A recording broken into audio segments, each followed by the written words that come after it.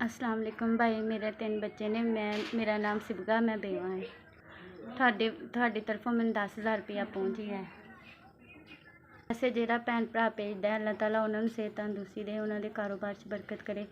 ਮੇਰੇ ਬੱਚੇ ਉਹਨਾਂ ਨੂੰ ਦੁਆਵਾਂ ਦਿੰਦੇ ਨੇ, ਅੱਲਾਹ ਤਾਲਾ ਉਹਨਾਂ ਦੀਆਂ तमाम ਪਰੇਸ਼ਾਨੀਆਂ ਦੂਰ ਕਰੇ। ਅੱਲਾਹ ਤਾਲਾ ਉਹਨਾਂ ਨੂੰ ਦਿਨ ਚੁਗਣੀ ਰਾਤ ਦੁਗਣੀ ਤਰੱਕੀ ਕਰਨ। ਅੱਲਾਹ ਤਾਲਾ ਉਹਨਾਂ ਦੀਆਂ तमाम ਪਰੇਸ਼ਾਨੀਆਂ ਦੂਰ ਕਰੇ। ਅੱਲਾਹ ਤਾਲਾ ਉਹਨਾਂ ਦੇ ਵਾਲਿदैन ਨੂੰ ਸਿਹਤ ਤੰਦਰੁਸਤੀ ਦੇ। ਜਿਹੜੇ ਭੈਣ ਭਰਾ ਨੇ ਵੀ ਇਹ 10,000 ਰੁਪਇਆ ਭੇਜਿਆ, ਅੱਲਾਹ ਤਾਲਾ ਉਹਨਾਂ ਦੇ ਕਾਰੋਬਾਰ 'ਚ ਬਰਕਤ ਕਰੇ। ਇਹ ਤੁਹਾਡੇ ਵੱਲੋਂ ਜਿਹੜੇ 10,000 ਰੁਪਇਆ ਆਉਂਦਾ, ਮੈਂ ਆਪਣੇ ਬੱਚਿਆਂ ਦੀ ਫੀਸ ਵਗੈਰਾ ਦਿੰਦੀ ਹਾਂ, ਉਹਨਾਂ ਦੀ ਪੜ੍ਹਾਈ 'ਚ ਲਾਉਂਦੀ ਹਾਂ, ਆਪਣੇ ਘਰ ਦਾ ਖਰਚਾ ਵਗੈਰਾ ਉਠਾਉਂਦੀ ਹਾਂ, ਅਤੇ ਕਿਰਾਏ 'ਤੇ ਰਹਿੰਦੀ ਹਾਂ। ਕੋਈ 2,000-2,500 ਕਿਰਾਇਆ ਉਹ ਦਿੰਦੀ ਹਾਂ।